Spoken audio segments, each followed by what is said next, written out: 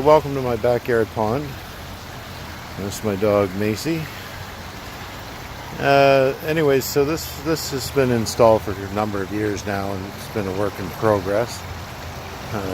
It's quite a bit of stone in here, obviously. I was fortunate enough to be able to pick up here and there over the years. So I have two water features. I have this one on the left and this one in the center here. And this one has always been here. This is a new feature I added a few years back. This one has always been for my filtering system. This one now has a filtering system as well. And of course the brook itself acts as a filtering system too. I purposely keep a lower flow on this one because I'm treated daily by songbirds and mourning doves coming out and taking their shower or their bath in the brook. And when I had it running faster, they didn't come as much. Now they come quite a bit now that it's a little bit slower. So that's why I purposely keep this one a little bit less of a flow. My water is usually fairly clean. I just added some cedar mulch up here.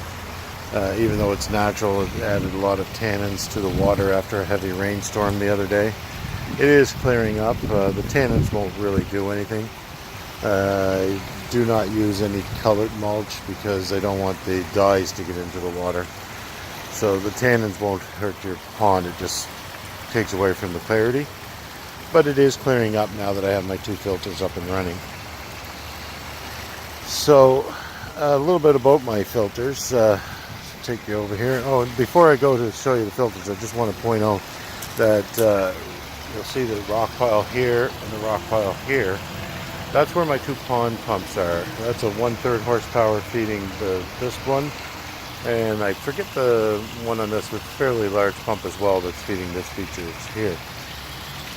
I purposely don't keep them at the bottom of the pond anymore because I had a leak develop in this water feature here while I was away one time, and it drained my pond. So what I've learned because of that is to keep the filter or keep your pumps a little bit closer to the surface and allow for that mishap. So by doing that, it still gets great water circulation. However, it won't drain your pond if by chance you haven't developed a leak.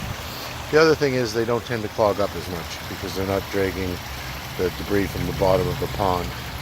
I actually don't even have anything around them because of there's really no need. I cover them over with the rocks, and that acts enough as a blockage for any major debris that would clog the pumps that I'm running. So I'll take you up to the new filter that I just built. So what I built this on is a 45-gallon drum. I used a plastic one, of course. I wouldn't want to use a metal one. And what I did was I drilled 2.5-inch holes through it, and it's being fed by this pipe here. This is a pretty short run here, so I didn't mind using the corrugated plastic piping for that. For the main feature up top, you'll see I have a 2-inch solid pipe going up, and the reason for that is just so that it's easier on the pump. It gives you a better flow rate. So inside here I have a upside down, you can use a bucket. I actually had a old plastic vacuum shop vac, and what I did is I turned it upside down, drilled a hole into it. So this pipe goes down into that. It doesn't go right to the bottom of it, and what happens is any solids get stuck down at the bottom, and then the water is forced up through the filtering medium. So what the filter medium is made of is starts off with plastic curly cates, which are these ones here and these here. So I have a number of these put in here. These act as like bio balls, but a lot cheaper. And it gives a medium for bacteria to grow on. The water then goes through bags of gravel, as you can sort of see those here.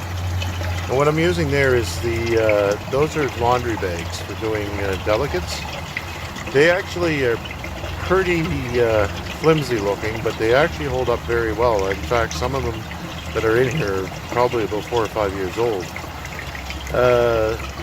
So I have it going through the curly gates and that, and then it goes through a layer of gravel, and then it goes through quilting batting, the polyester quilting batting that you can buy at any well, even Walmart carries it, but any craft store would have it as well, or fabric store. And then it goes through another layer of gravel. Then the water goes out through these pipes here, and what those are just connector pipes that screw together, and I use rubber gaskets, which are actually the gaskets for a bathtub drain. So you can pick those up at any hardware store or plumbing supply. Then, so these are screwed together, which creates the seal, and then it goes through to the 1.5" hard pipe, and then it's reduced from 1.5" down to 1.25" corrugated pipe, and then it goes back through and it goes into a 3-inch pipe down here and out through the hollow log as you saw down below. So this filtering system that I have works extremely well. It clears the water tremendously. This water was actually very muddy. Within 2 days it was so clear it would be like drinking water. Again, after that heavy rain, we did get some tannin into the water. It's slowly clearing up. I am going to have to change out my quilting batting, and that's why I have the gravel in those bags, because I can lift those out and put in my new, take out the quilting batting and put in my new quilting batting. So the great thing about these filters is they're very inexpensive to make. Other than the barrel, I think I'm into this probably for about, I don't know, less than $40. The new one I'm into less than that. The new one I actually used a square box with an upside down plastic container that I got at the dollar store. Again, same thing, drilled the hole through it. It's an 1.5" hole. Or you can use 1.25", whatever size pipe you're going into it. If you have any questions on how to build one of these, I'd be happy to help you out. I'm very frugal when it comes to my pond, trying to get as much I can for free, or making something that's not really meant for the project but make it work. So this is completely hidden by this partial fence. I'm actually going to finish the fence. I just haven't had a chance. Still very early spring here because we've had not very great weather this year.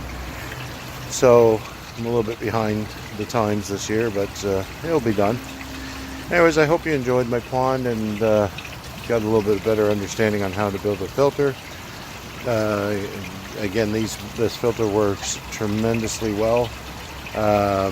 Much cheaper than buying a filter. It actually, I found it works better than the filter that somebody had given me that was meant for this. This is my third filter, I think. I've had the original one was one that somebody had given me, and then I built 2 other ones that were smaller than this, and I decided to make a bigger one when this barrel became available to me.